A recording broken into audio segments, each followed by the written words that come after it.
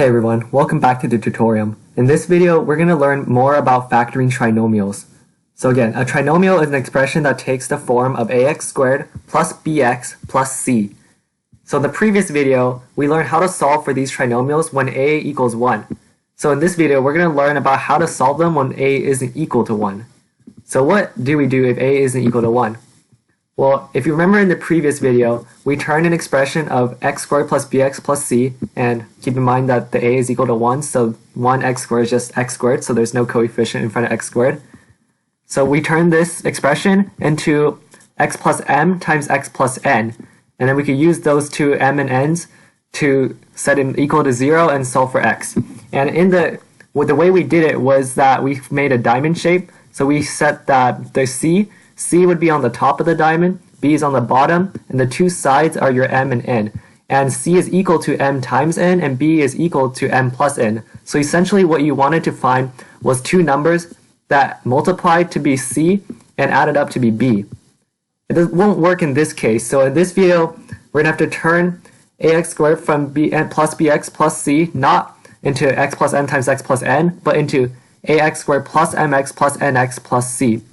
And we're going to do it in a really similar way. So again, we're going to use a diamond. This time, instead of just C and B on the top, we're going to change it into A times C and B on the bottom. So again, we want two numbers that would multiply to what's the top and add up to the bottom.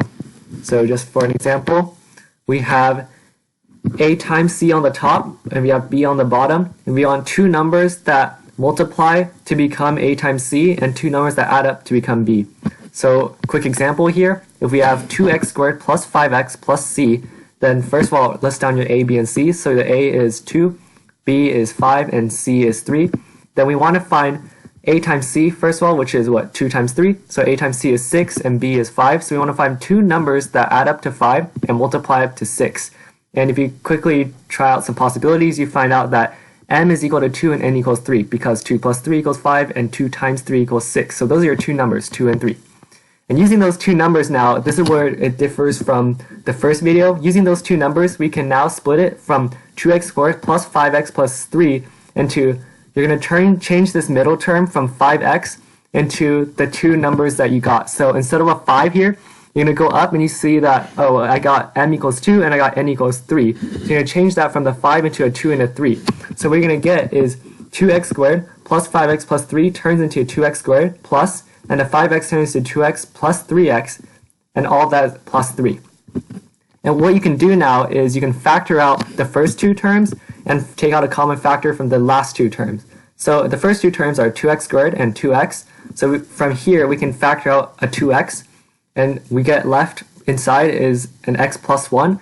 And on the right side we have 3x plus 3, and we can factor out a 3, and we also get x plus 1. And notice that these two terms are the same, and that only happens when you have the correct m and n. So again, back to the original, 2x squared plus 5x plus 3. We know that that's equal to 2x squared plus 2x plus 3x plus 3, and that itself would be equal to 2x times x plus 1 plus 3 times x plus 1. And now the last step is actually really easy. All you have to do is just take the term before x plus 1 and the term before x plus 1, add them together, so you get 2x here plus a 3, and then you multiply by whatever's inside, so x plus 1.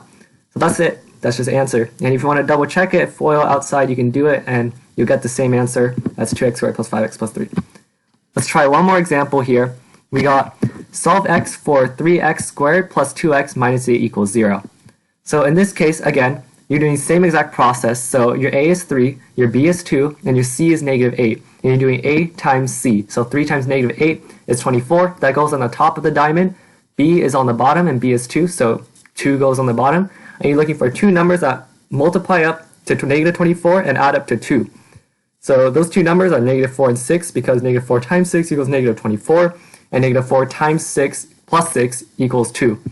So then you can change the 2x as your b into negative 4x plus 6x, so you get 3x squared minus 4x plus 6x minus 8 equals 0.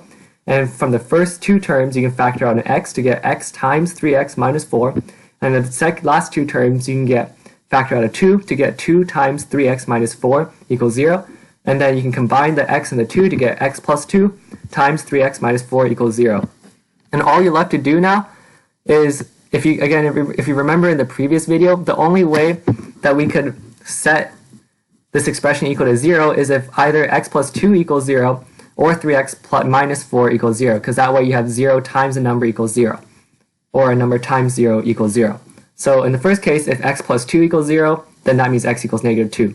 In the second case, if 3x minus 4 equals 0, then that means that 3x equals 4 and x equals 4 over 3.